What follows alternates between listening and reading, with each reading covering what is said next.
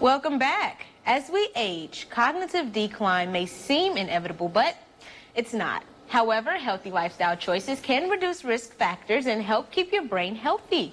Dr. Deepak Nair is a neurologist with OSF HealthCare, and he's here to tell us about a potential way to not just boost brain health, but also lower the possibility of developing dementia. Good morning, doctor. Thanks for joining us. So first off, let's hear about the research and different ways that you can maintain brain health.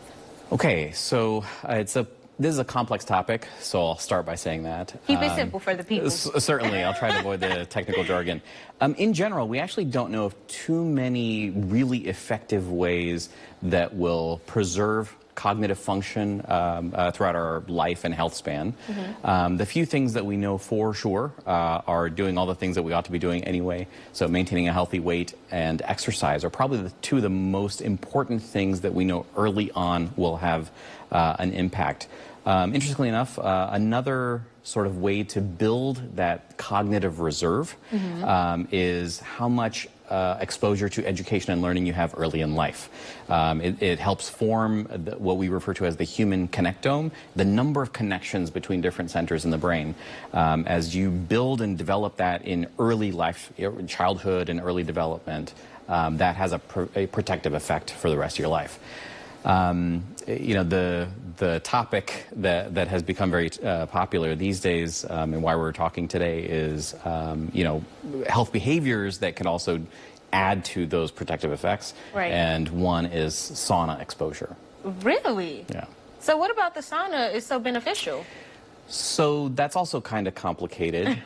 We think there are probably several different mechanisms. One is very simple in that appropriate exposure to sauna really mimics exercise itself.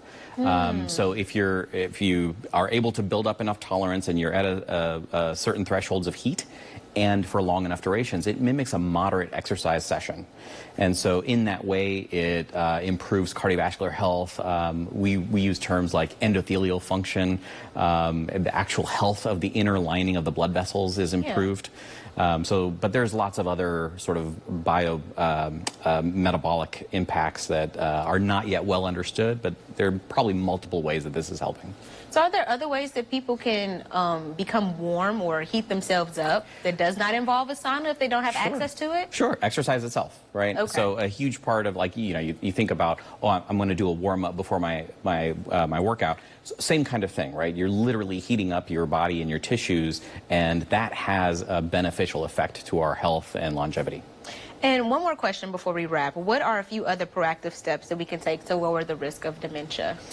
Yeah, so there's probably some components of diet that are important. I'll hesitate from giving any specific recommendations there because that's so complicated. But again, diet, healthy weight, exercise regimen, and sticking to those habits over a lifetime.